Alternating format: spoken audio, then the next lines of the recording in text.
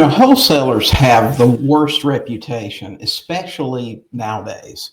And we're going to talk about that today on the Sub2 Deals Show.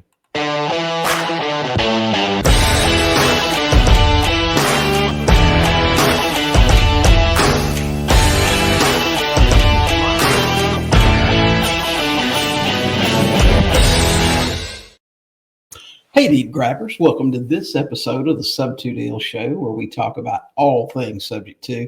And today we're not going to be talking about subject to at all. We're going to be talking about wholesalers. Gosh, wholesalers seem to have the worst reputation these days. I mean, state after state after state is coming up with new legislation designed to limit what they can do. And we're actually starting to see that creep over into some of the stuff that we do on a regular basis. It's just some sort of carryover. When I got started in real estate investing, wholesaling was looked at as the way that most people really got started. It didn't require a whole bunch of experience.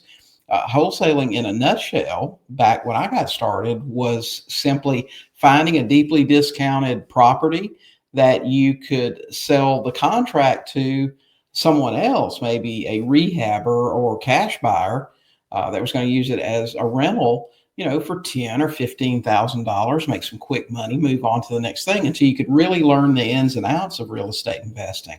So it was really a pretty simple process. But nowadays, things seem to be much, much different. And I see it time and time again.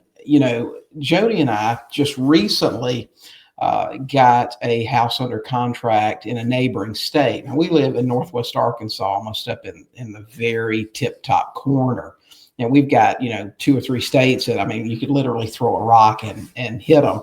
But so we got a call from our radio ad from a lady who had a house in a neighboring state. And she just wanted to get rid of it. She had let her son live there for about 10 years, and he had really trashed the property. The property was in sound shape structurally. It had a 4-year-old central heat and air unit. It had a relatively new water heater, but it did need a lot of cosmetic repair, and it was an older home. When I asked her what she wanted for it, and she gave me a price, and it was a really low price. I was surprised, so I drove up, got it under contract, and since it's out of state and it does need work, and it doesn't really fit the model that we follow, we knew that this would be something that we would sell to someone else. So we did a little bit of marketing, put the word out there that we would have something available soon. And within just a couple of days, we already had the house under contract to sell. So we'll do a double close. We'll buy the house and then we'll sell it to our buyer.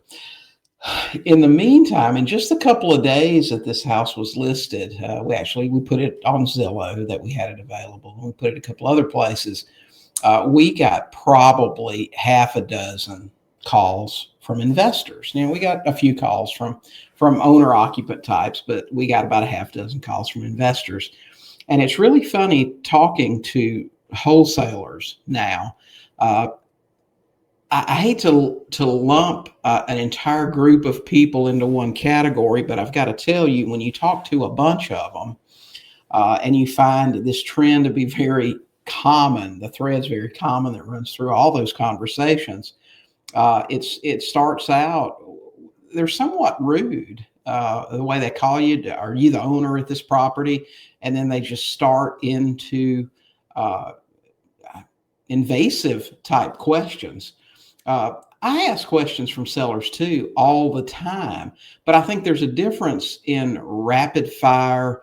How long have you owned it? How much did you pay for it? Is it vacant or maybe these guys are all new. Maybe they're reading off of scripts. I don't know what they're doing, but I know my conversations with my sellers are much different. It's much more conversational. We're just talking, and along the way, we find out a few things. Some of you guys have heard me do seller calls before. People in the Max group, I know, because we used to do a bunch of seller calls live. But these guys, their people skills. Like I said, I hate to lump a bunch of people into one category, but when you've had multiple calls from different people, that's what you find to be the case. there's a lot of pressure to get the house under contract if they're interested. They all have to go back to their partner or go back to their team. Team must be the buzzword right now, guys. I don't know. My team's pretty simple. My wife and a VA, one VA that works for us that lives in Nigeria. That's it. That's our team. But I guarantee you this, when I'm on the phone with a seller, I can generally say, that sounds like something we can do. Can I come out and take a look? I don't have to go back to a team, and I don't use that line. I don't understand, and maybe some of you wholesalers that may be listening or watching can help me with this, but what does the team delay really accomplish? I don't understand. I know if someone has left me a message about a house, I can know when I call the seller back probably how much they owe, what the house is worth, certainly. And if there are any current pictures, I can have a pretty good idea about the condition. So I know going into that call, if they give me a number, like, for example, the house in question here, I'd never seen that house. But while I was talking to the seller, I looked it up. I knew how old the house was. He described it in pretty good detail, the lady's husband did.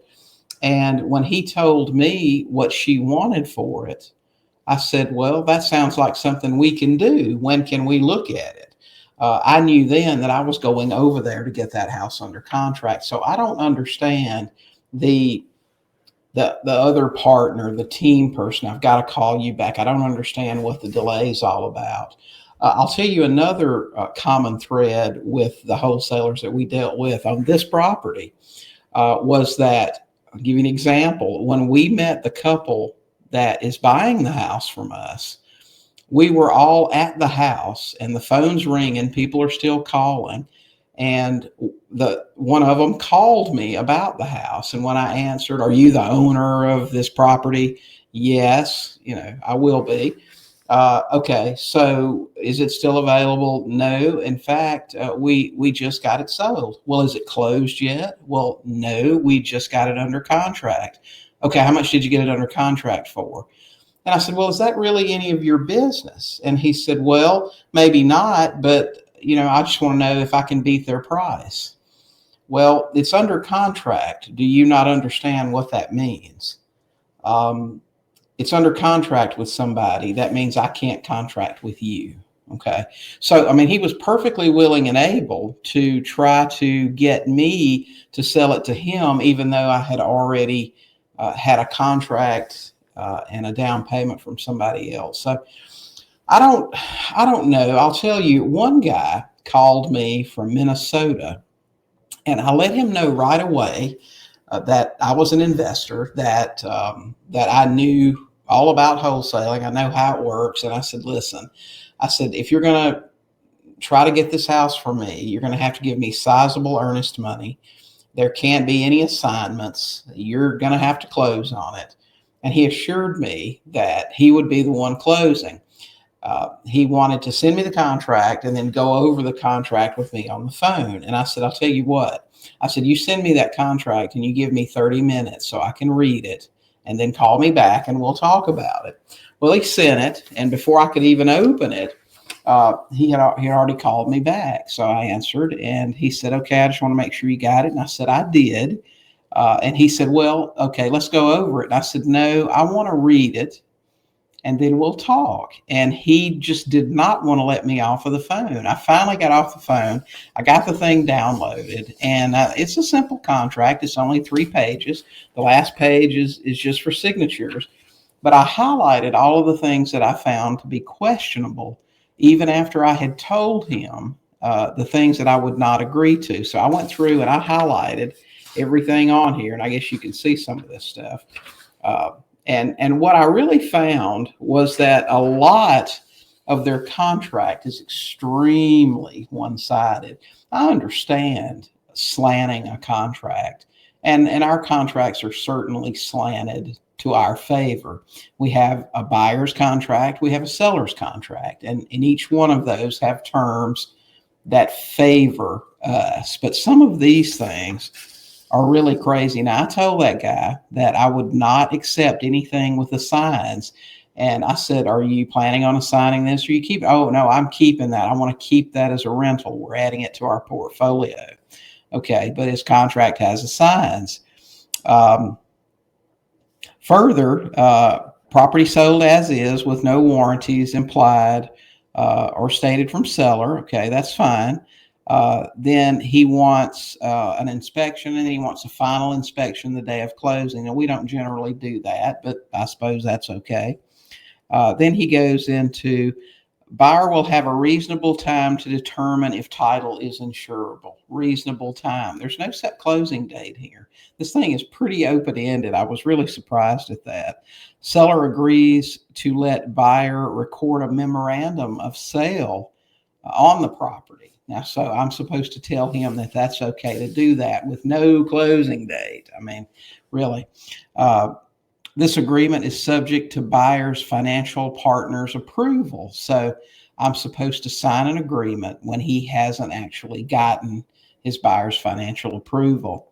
And we need a title report and a survey, and it will be ordered promptly. And if not available on before closing, at the buyer's discretion, the settlement may be delayed to obtain the title report and survey, after which this contract at the option of the buyer may be terminated and the deposit will be refunded in full to the buyer. Now, remember, I told this guy I would need a sizable deposit, and his idea of that was $100. Then, if he terminates the agreement, I am required to grant him a right of first refusal if I do sell the house at any time in the future. An affidavit may be recorded at the buyer's expense, putting on public notice that the closing of this contract will extinguish liens and encumbrances thereafter recorded. And the parties agree that this agreement can be novated, okay, can be changed. I mean, it was just one thing after another for a very short contract. So my question with you guys, with you wholesalers that are out there, is why? Why do you have to seem so predatory? Is it some scarcity mindedness that you may have? Is that the way you're taught? Are those the way that wholesaling teachers teach you to operate? I don't really understand what it is, and I really can't quite figure it out. Maybe you're new in the business. Maybe most of you are. Maybe longtime operators don't operate this way. But I'll tell you, to have a house listed for 2 days and to talk to half a dozen of you, it was all pretty much the same. This was the only time I even let the conversation get far enough to get a contract, because I was curious. Maybe, this guy would be legit. And of course, it turns out I really don't think that he is. I will tell you this, though. More and more states are taking action against this. And I've talked about this before. And recently, we've talked about the Arizona problem, which is more deception. I just watched a video a few minutes ago talking about wholesaling laws in Alabama. And recording of memorandums. And I know I've heard of countless cases where wholesalers record memorandums against a property. They can't find a buyer. They abandon the contract, or they weasel out of the contract, but they never find the time to go back and pay the other $10 to cancel that memorandum. So somebody down the road has to deal with that when they do try to sell their property. And we've seen that happen time and time again. In fact, Jody and I just found one here. It's a funny story, really. We had a local wholesaler prank call us. If you're going to prank call somebody, make sure you're not traceable. I guess he thought it was okay because he blocked our number, so we couldn't contact him from our number. But I mean, we've got 20 phone numbers. But we tracked him down. We know who he is. We know what he does or doesn't do, because he hasn't, it doesn't look like, bought a single house in the couple of years that he's been trying to do this. But he did record a memorandum against a property over a year ago that he didn't buy. And I'm guessing he's not still under contract here a year later. So I don't know. You've got to operate ethically in this business. Doesn't matter if you're a wholesaler, doesn't matter if you're a creative finance guy, rehab, or whatever you are. Transparency with your customers. This guy could have told me, and he subsequently did, well, we may assign it. Well, I know you're going to. There's no doubt. You're going to try to, and then you're going to tie my house up for an extended period of time, and you're ultimately probably not going to buy it if you can't find a buyer. This is a small town where this house is. There probably aren't a ton of cash buyers. But it is extremely affordable house. It's a lot cheaper than most houses within 50 miles because it is a small town. So tell me, wholesalers, tell me in the comments here, why do you operate that way? Why is it necessary? Why can't you be more transparent with people? Why do you try to get people to do another contract with you if they're already under contract? Is that really the way that you want to do business? Is this a short-term deal for you, or is being a real estate investor something you want to do for the rest of your life? You want that to be your thing? Is this just temporary? I can't understand it, but anyway, that's my experience this week with wholesalers. So we wholesale something occasionally from time to time, but I'm telling you, it's so bad now that locally here, they will not let you. It doesn't matter power of attorney, no matter what kind of form or document you've got.